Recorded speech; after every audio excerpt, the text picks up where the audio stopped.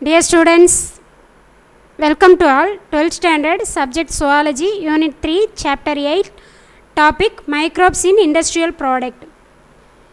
இன்றைய வகுப்பில் நம்ம என்ன பார்க்க போகிறோம் அப்படின்னு சொன்னால், தொழிற்கூடங்களில் உற்பத்தி பொருட்களில் நுண்ணுயிரிகள் எப்படி இண்டஸ்ட்ரியல் ப்ராடக்டை தயார் பண்ணுறதுக்கு மைக்ரோப்ஸ் ஹெல்ப்ஃபுல்லாக இருக்காங்க அப்படின்னு பார்க்க போகிறோம். இப்போ ஹியூமன் பார்த்திங்க அப்படின்னு சொன்னால் நிறைய வேல்யூபிள் ப்ராடக்ட்ஸை யூஸ் பண்ணுறான். ஸோ இந்த வேல்யூபிள் ப்ராடக்ட்ஸ் எல்லாத்தையுமே பார்த்திங்க அப்படின்னு சொன்னால் உருவாக்குறதுக்கு மைக்ரோப்ஸ் ரொம்பவே ஹெல்ப்ஃபுல்லாக இருக்காங்க. என்னென்ன ப்ராடக்ட் எல்லாம் தயாரிக்கிறதுக்கு மைக்ரோப்ஸ் ரொம்ப ஹெல்ப்ஃபுல்லாக இருக்காங்க அப்படின்னு பார்த்தீங்கன்னா, பீவரேஜஸ் அப்படின்னு சொல்லும்போது பீர், வைன், எக்ஸட்ரா, ஆல்கஹால், இந்த மாதிரியான பீவரேஜஸ்.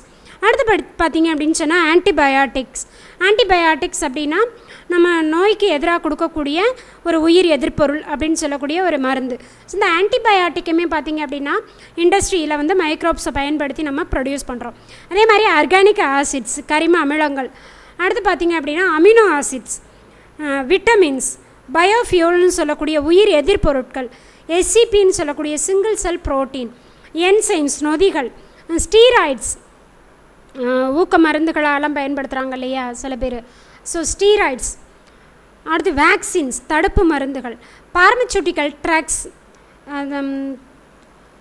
மெடிசினலாக பார்த்தீங்க அப்படின்னு சொன்னால் மருந்துகளுக்காக பயன்படுத்தக்கூடியது பார்மசூட்டிக்கல் ட்ரக்ஸ். இந்த மாதிரி இவ்வளோ ப்ராடக்ட்ஸையும் எதன் மூலமாக தயாரிக்கிறாங்க அப்படின்னா மைக்ரோப்ஸை பயன்படுத்தி இண்டஸ்ட்ரீஸில் ப்ரொடியூஸ் பண்ணிகிட்ருக்காங்க. So production on large scale require growing microbes in very large vessels called fermentor. So இந்த மாதிரி நம்ம பெரிய லெவலில் நம்ம மைக்ரோப்ஸை பயன்படுத்தி ஒரு விட்டமின்ஸ் தயாரிக்கணும், இல்லை ஆன்டிபயாட்டிக் ரெடி பண்ணணும், இல்லை வேக்சின்ஸ் ரெடி பண்ணணும், அதில் பார்மசூட்டிக்கல் ப்ராடக்ட்ஸ், ட்ரக்ஸை நம்ம தயாரிக்கணும் அப்படின்னு சொன்னால் எப்படி தான் பண்ண முடியும்? ஃபெர்மெண்டார் மூலம் தான் பண்ண முடியும். ஃபெர்மெண்டார் அப்படின்னா என்ன? ஒரு நொதிக்கலன் அப்படின்னு தமிழில் சொல்லுவாங்க. பயோ ரியாக்டர் அப்படிம்பாங்க. வாட் யூ மீன் பை ஃபெர்மெண்டார் அப்படின்றது 2 மார்க்கில் கேட்பாங்க. இது ஒரு மெஷின் தான். ஃபெர்மெண்டார் அப்படின்றது பயோ ரியாக்டர், தமிழில் நொதிகலன் அப்படின்னு சொல்லுவோம். இது எப்படி இருக்கும் அப்படின்னா, ஃபெர்மெண்டார் அப்படின்றது ஒரு க்ளோஸ்டு வெசல்ஸ், ஒரு மூடப்பட்ட வெசல் தான்.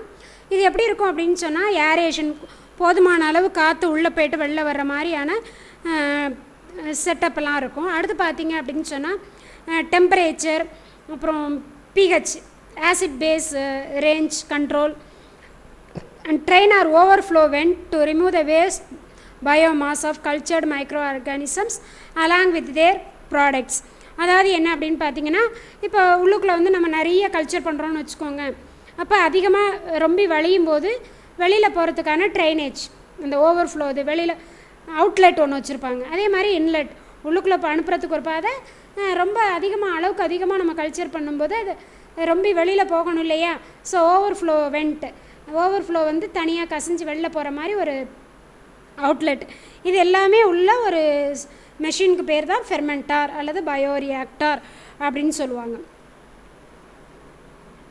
ஸோ மைக்ரோப்ஸ் இன் இண்டஸ்ட்ரியல் ப்ராடக்ட்ஸில் நமக்கு கொடுத்துருக்கிறது ஃபஸ்ட்டு என்ன கொடுத்துருக்காங்க அப்படின்னா, ஆன்டிபயாட்டிக் ப்ரொடக்ஷன் கொடுத்துருக்காங்க. ஆன்டிபயாட்டிக்னா என்ன? ஆன்டிபயாட்டிக் அப்படின்றது பார்த்திங்கன்னா மைக்ரோ ஆர்கானிசத்துலேருந்து உருவாக்கக்கூடிய ஒரு கெமிக்கல் சப்ஸ்டன்ஸ் தான். இது என்ன பண்ணும் அப்படின்னு சொன்னால், மைக்ரோ ஆர்கானிசத்துலேருந்து உருவான அந்த கெமிக்கல் சப்ஸ்டன்ஸ் என்ன பண்ணணும்னா இன்னொரு மைக்ரோப்ஸோட க்ரோத்தை ஸ்டாப் பண்ணும். அப்படி இல்லை அப்படின்னா தடுத்து நிறுத்தும். அப்படி இல்லைன்னா அதை கொன்னுடும். அண்டர்ஸ்டாண்ட்? ஆன்டிபயாட்டிக் அப்படின்றது மைக்ரோ ஆர்கானிசத்துலேருந்தே தயாரிக்கக்கூடிய, இப்போ ஒரு நுண்ணுயிரி இருக்குது, அது பாக்டீரியாவாக இருக்கலாம், வைரஸாக இருக்கலாம், அதுகிட்டேருந்து எடுத்துகிட்டு வந்தால் ஒரு கெமிக்கல் சப்ஸ்டன்ஸ் தான் ஆன்டிபயாட்டிக்.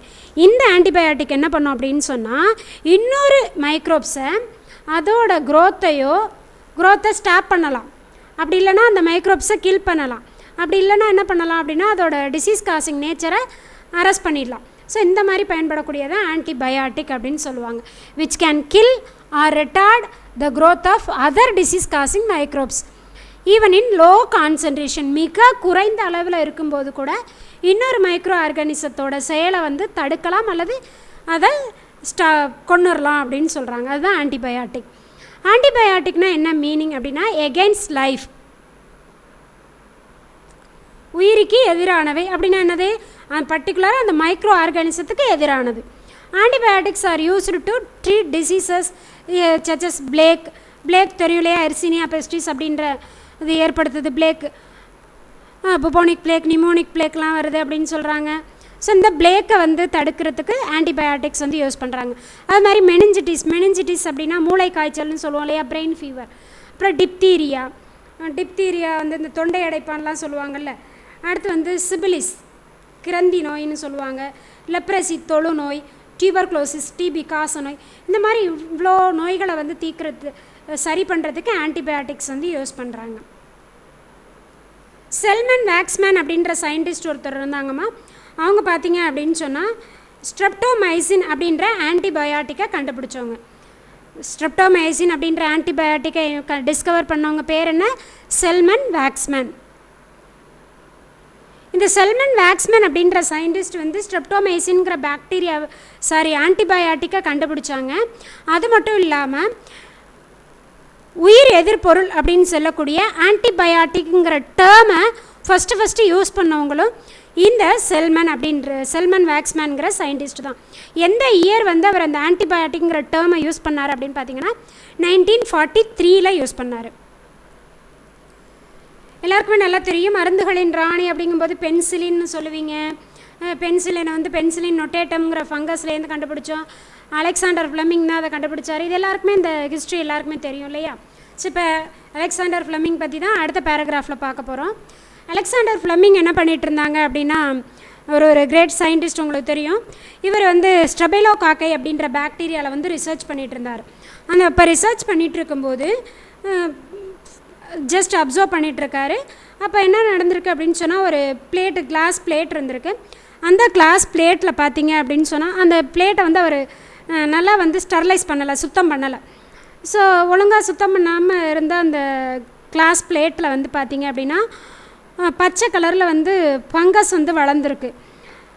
அந்த ஃபங்கஸை சுற்றிலும் இவர் வந்து என்ன பண்ணார், ஸ்டெபைலோகாக்கை அப்படின்ற பாக்டீரியாவை தானே கல்ச்சர் பண்ணுறதுக்காக ரிசர்ச் பண்ணிகிட்ருக்காரு, கல்ச்சர் பண்ணி. ஸோ அந்த ஸ்டெபைலோகாக்கை பாக்டீரியா வந்து அந்த ஃபங்கஸ் உள்ள அந்த பிளேட்டில் வந்து வளர முடியலை அப்படின்றத வந்து கண்டுபிடிச்சிட்டாரு. ஸோ சுத்தம் பண்ணாத பிளேட்டில் என்ன இருந்திருக்கு, ஃபங்கஸ் இருந்திருக்கு. அந்த ஃபங்கஸ் பார்த்தீங்க அப்படின்னு சொன்னால், அந்த ஃபங்கஸில் ஸ்டெபைலோகாக்கை பாக்டீரியா என்ன ஆகலை, கல்ச்சர் ஆக முடியலை, வளர முடியலை அப்படின்றதையும் அவங்க கண்டுபிடிச்சிட்டாரு. ஸோ அதுக்கு காரணம் என்ன, அந்த ஃபங்கஸ்லேருந்து ஏதோ ஒரு கெமிக்கல் சப்ஸ்டன்ஸ் ரிலீஸ் ஆகுது. அந்த ரிலீஸ் ஆன சப்ஸ்டன்ஸ் தான், அந்த கெமிக்கல் சப்ஸ்டன்ஸ் தான் இந்த ஸ்டெபைலோகாக்கை அப்படின்ற பாக்டீரியாவை வளர விடாமல் தடுத்திருக்கு அப்படின்றத வந்து அலெக்சாண்டர் ஃப்ளெமிங் வந்து ஃபைண்ட் அவுட் பண்ணிட்டாங்க, கண்டுபிடிச்சிட்டாங்க. ஸோ உடனே வந்து அந்த ஃபங்கஸ்லேருந்து வெளியான அந்த கெமிக்கல் சப்ஸ்டன்ஸ்க்கு அவர் பேர் வைக்கிறார். ஒரு பாக்டீரியாவையே வளர விடலைல்ல, ஸோ அதுக்கு ஒரு பேர் வைக்கிறார். என்ன பேர் வைக்கிறார் அப்படின்னா பென்சிலின் அப்படின்னு நேம் வைக்கிறார். எந்த இயர் அப்படின்னு பார்த்தீங்கன்னா 1926 அதுக்கு என்ன பேர் வைக்கிறாரு, பென்சிலின் அப்படின்னு பேர் வைக்கிறார். இதுதான் அவர் முதல்ல அலெக்சாண்டர் ஃப்ளெமிங் கண்டுபிடிச்ச முதல் ஆன்டிபயோட்டிக், என்னது, பென்சிலின். ஸோ இந்த பென்சிலினை ப்ரொடியூஸ் பண்ணக்கூடிய ஃபங்கஸோட நேம் என்ன அப்படின்னு பார்த்தீங்கன்னா பென்சிலியம் நொட்டேட்டம், பென்சிலியம் கிரைசோஜினம் அப்படின்ற ஃபங்கஸ்லேருந்து தான் என்ன ப்ரொடியூஸ் ஆகுது, பென்சிலின் வந்து ப்ரொடியூஸ் ஆகுது. இதுக்கு எதுக்கு யூஸ்ஃபுல்லாக இருக்குது, பாக்டீரியாவை கல்ச்சர் பண்ண விடாமல் பண்ணுச்சு இல்லையா. ஸோ பாக்டீரியாவை கில் பண்ணுறதுக்கு இந்த பென்சிலினை யூஸ் பண்ணார். பாக்டீரியாவை தடுத்து நிறுத்துறதுக்கு, டிசீஸ் காசிங் பாக்டீரியாவோட செல்வால் வந்து என்ன பண்ணுது, இந்த பென்சிலின் வந்து கொஞ்சம் கொஞ்சமாக சிதைச்சிருது. ஸோ பாக்டீரியாவுக்கு எதிராக இந்த பென்சிலினை யூஸ் பண்ண ஆரம்பிக்கிறார்.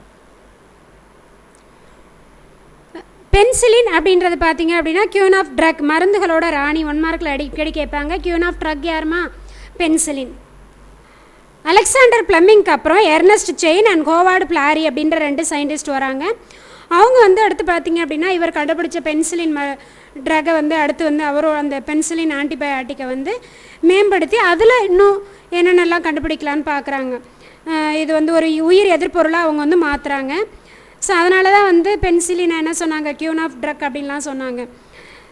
இந்த கியூன் ஆஃப் ட்ரக் அப்படின்னு சொல்லக்கூடிய பென்சிலின் வந்து எதுக்கு யூஸ் பண்ணாங்க அப்படின்னு சொன்னால், செகண்ட் வேர்ல்டு வார் டயத்தில் வந்து நிறைய வீரர்கள் வந்து பார்த்திங்க அப்படின்னு சொன்னால் சோல்ஜர்ஸ் எல்லாம் வந்து காயப்பட்டிருந்தாங்க, அதுக்கு வந்து ட்ரீட் பண்ணுறதுக்கு பென்சிலினை வந்து ஃபஸ்ட்டு பயன்படுத்தினாங்க. ஸோ அந்த பென்சிலினோட கண்டுபிடிப்புக்காக யாருக்கெல்லாம் நோபல் ப்ரைஸ் கிடச்சிச்சின்னா அலெக்சாண்டர் ஃப்ளெமிங், அடுத்து பார்த்தீங்க அப்படின்னு சொன்னால் அந்த Ernst Chain and Howard Florey, இவங்க 3 பேருக்குமே 1945 என்ன கொடுத்தாங்க, நோபல் ப்ரைஸ் வந்து கொடுத்தாங்க. எதுக்காக? டிஸ்கவரி ஆஃப் பென்சிலின் கண்டுபிடிச்சதுக்காக ஃப்ளெமிங், செயின் அண்ட் ஃப்ளாரி 3 பேருக்கும் என்ன கிடச்சிது, நோபல் ப்ரைஸ் கிடச்சிது. எந்த வருஷம்? 1945.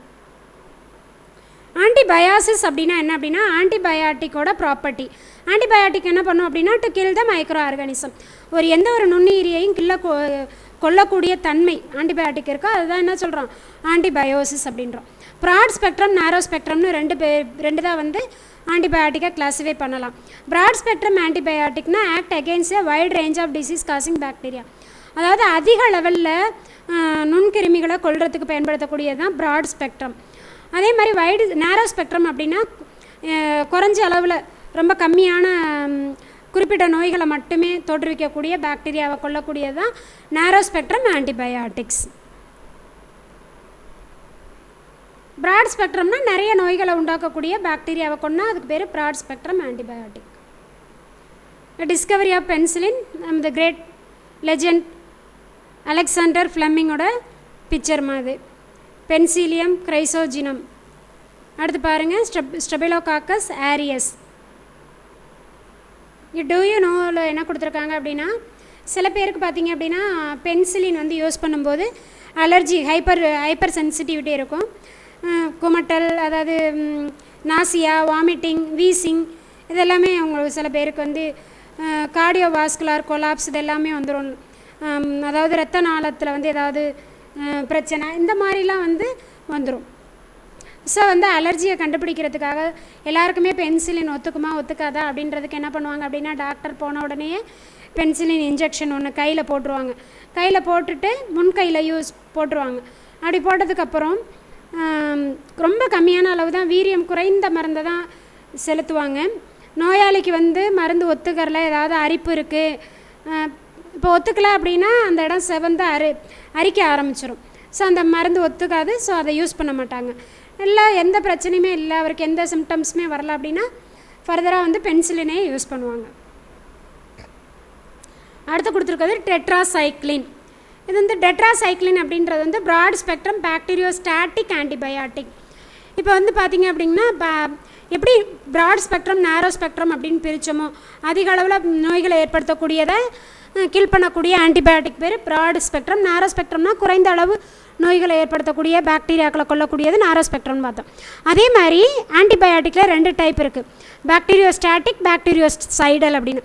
பாக்டீரியோசைடல் அப்படின்னா அந்த ஆன்டிபயாட்டிக் என்ன பண்ணணும்னா பாக்டீரியா நோயை உண்டாக்கக்கூடிய பாக்டீரியாவை கொன்னுரும். சைடல் அப்படின்னா கொல்றது. ஸ்டாட்டிக் அப்படின்னா ஸ்டாப் பண்ணுறது. அப்போ பாக்டீரியோஸ்டாட்டிக் ஆன்டிபயாட்டிக் அப்படின்னா to stop the what is that disease causing micro organism. அதாவது ஒரு பாக்டீரியாவில் இருக்கக்கூடிய நோய் உண்டாக்கக்கூடிய தன்மையை வந்து தடுத்து நிறுத்துறது தான் ஸ்டாட்டிக் அப்படின்றது. ஸ்டாட்டிக் அப்படின்னா டு ஸ்டாப் அப்படின்னு, டு இன்ஹிபிட் தடுக்கிறதுன்னு வச்சுக்கோங்க. அப்போ பாக்டீரியோஸ்டாட்டிக் ஆன்டிபயாட்டிக் அப்படிங்கும்போது that limit the growth of bacteria. Growth of பாக்டீரியாவை என்ன பண்ணிடுது, லிமிட் பண்ணி வச்சிருது. That inhibit the microbial protein synthesis. அடுத்ததாக பார்க்கக்கூடியது என்ன அப்படின்னா குளோர் டெட்ராசைக்ளின். டெட்ராசைக்ளினில் இன்னொன்று என்ன பார்க்க போகிறோம், குளோர் டெட்ராசைக்ளின். இதுதான் வந்து பார்த்திங்க அப்படின்னா டெட்ராசைக்ளினில் ஃபஸ்ட்டு ஆன்டிபயாட்டிக் குரூப் அப்படின்னு சொல்கிறாங்க. இது எதுலேருந்து பிரித்து எடுக்கிறாங்க அப்படின்னு பார்த்திங்க அப்படின்னா ஸ்ட்ரெப்டோமைசிஸ் ஆரியோஃபேசியன்ஸ். ஸ்ட்ரெப்டோமைசிஸ் ஆரியோபேசியன்ஸ் அப்படின்றதுலேருந்து தான் என்ன பிரித்து எடுத்திருக்காங்க, குளோர் டெட்ராசைக்ளின் வந்து பிரித்து எடுத்திருக்காங்க. அடுத்தது ஸ்ட்ரெப்டோமைசின். ஸ்ட்ரெப்டோமைசின் அப்படின்றது வந்து ப்ராட் ஸ்பெக்ட்ரம். இதுவும் வந்து என்ன தான் ப்ராட் ஸ்பெக்ட்ரம் ஆன்டிபயாட்டிக். எதுலேருந்து ஐசோலேட் பண்ணி எடுக்கிறாங்க அப்படின்னா ஆக்டினோமைசிட்டிஸ். எந்த ஃபங்கைலேருந்து, ஆக்டினோமைசிட்டிஸ். அது மட்டும் இல்லாமல் ஸ்ட்ரெப்டோமைசிஸ் கிரீசியஸ். ஆக்டினோமைசிட்டிஸ், ஸ்ட்ரெப்டோமைசிஸ் கிரீசியஸ், இது ரெண்டுலேருந்து பிரித்து எடுக்கக்கூடிய ஆன்டிபயாட்டிக் என்ன பேர், ஸ்ட்ரெப்டோமைசின். It is பாக்டீரிசைடல். முதல்ல பார்த்தது என்னது, டெட்ராசைக்ளின்ங்கிறது பாக்டீரியோஸ்டாட்டிக். இது என்ன டைப்? பாக்டீரியோசைடல். பாக்டீரியோசைடல் அப்படின்னா என்ன சொன்னோம்? கில் அப்படின்னு சொன்னோம். எதை கில் பண்ணும்? பாக்டீரியாவை கில் பண்ணிடும். Against both gram positive and gram negative bacteria. சாயம் ஏற்றுக்கொள்ளக்கூடிய பாக்டீரியாவையும் கில் பண்ணும், சாயம் ஏற்காத கிராம் நெகட்டிவ் பாக்டீரியாவையும் என்ன செய்யும்? இந்த ஸ்ட்ரெப்டோமைசின்கிற ஆன்டிபயாட்டிக் வந்து கில் பண்ணும். ஸ்ட்ரெப்டோமைசின்கிறது என்ன வகையான ஆன்டிபயாட்டிக்? பாக்டீரியோசைடல் அப்படின்னு சொல்கிறாங்க. அப்போ எந்த வகையான பாக்டீரியாவை கில் பண்ணுது அப்படின்னா பெஸ்ட் எக்ஸாம்பிள் சொல்லியிருக்காங்க, மைக்கோபாக்டீரியம் டியூபர்குலோசிஸ். அப்போ மைக்கோபாக்டீரியம் டியூபர்குலோசிஸ் அப்படின்றது யார் டீச்சர்? காச நோயின்னு சொல்லக்கூடிய டிபி இருக்கு இல்லையா, எலும்புரிக்கி நோயின்னு சொல்லுவாங்கள்ல, டியூபர்குலோசிஸ். அந்த டியூபர்குலோசிஸ் நோயை ஏற்படுத்தக்கூடிய பாக்டீரியாவோட பேர் தான் மைக்கோபாக்டீரியம் டியூபர்குலோசிஸ். ஸோ டிபி நோய்க்கு எகெயின்ஸ்டாக எந்த ஆன்டிபயாட்டிக்கை ப்ரொவைட் பண்ணலாம்? ஸ்ட்ரெப்டோமைசினை ப்ரொவைட் பண்ணலாம். இது மட்டும் இல்லாமல் வேறு என்னென்ன ஆன்டிபயாட்டிக்ஸ் எல்லாம் ரெடி பண்ணுறாங்க அப்படின்னு பாருங்கள். எரித்ரோமைசின், குளோரோமைசின், கரைசியோபல்வின், நியோமைசின், கெனாமைசின், பாசிட்ராசின், இது எல்லாமே வந்து ஆன்டிபயாட்டிக்ஸ் தான்.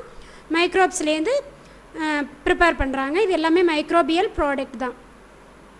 ஒவ்வொரு ஆன்டிபயாட்டிக்கும் இப்போ பார்த்தீங்க அப்படின்னா சில ஆன்டிபயாட்டிக் வந்து பாக்டீரியாவை கில் பண்ணுறதுக்கு யூஸ்ஃபுல்லாக இருக்கும், சில ஆன்டிபயாட்டிக் வந்து டிசீஸ் காசிங் ஃபங்கஸை கில் பண்ணுறதுக்கு யூஸ்ஃபுல்லாக இருக்கும், சில ஆன்டிபயாட்டிக் வந்து வைரஸை வந்து எராடிகேட் பண்ணுறதுக்கு ஹெல்ப்ஃபுல்லாக இருக்கும். இப்போ வைரஸ் அப்படின்னு எடுத்துட்டிங்கன்னா வைரஸை கிளியர் பண்ணுறதுக்கு வந்து ஆமென்டிடின், சைக்ளோகுவானோசின் இந்த மாதிரியான ஆன்டிபயாட்டிக்கை யூஸ் பண்ணுவாங்க. சில ஃபங்கஸ் டிசீஸ் காசிங் ஃபங்கஸ்க்கு எகெயின்ஸ்டாக பார்த்தீங்க அப்படின்னு சொன்னால் ஆமென்டிடினும் சைக்ளோகுவானோசினும் வைரஸ்க்கு எகெயின்ஸ்டாக கொடுக்குறதுமா. ஃபங்கஸ்க்கு எதாக பார்த்தீங்க அப்படின்னு சொன்னால் இமிடசால், கரைசியோபல்வின், இது ரெண்டுமே பார்த்தீங்க அப்படின்னு சொன்னால் இமிடசால், கரைசியோபல்வின் வந்து ஆன்டி ஃபங்கல் ஆன்டிபயாட்டிக் அப்படின்னு சொல்லுவாங்க. ஸோ ஆன்டிபயாட்டிக்கில் நிறைய டைப் இருக்குமா. Antibacterial antibiotic, antifungal antibiotic, antiviral ஆன்டிபயாட்டிக்னு ஆன்டிபயாட்டிக்காக நம்ம வந்து பாக்டீரியாவுக்கு எகெயின்ஸ்டாக யூஸ் பண்ணிட்டா ஆன்டி பாக்டீரியல் ஆன்டிபயாட்டிக்னு சொல்லுவோம். வைரஸ்க்கு எகெயின்ஸ்டாக, ஃபங்கலுக்கு எகெயின்ஸ்டாக யூஸ் பண்ணலாம். எல்லாத்துக்கும் எகெயின்ஸ்டாகவே என்ன பண்ணலாம், நம்ம ஆன்டிபயாட்டிக் ரொம்பவே ஹெல்ப்ஃபுல்லாக இருப்பாங்க. இப்போ ஆன்டிபயாட்டிக் ரெசிஸ்டன்ஸ், உயிர் எதிர்ப்பொருளோட எதிர்ப்பு திறன் எப்படி இருக்குது அப்படின்னு பார்க்குறோம்.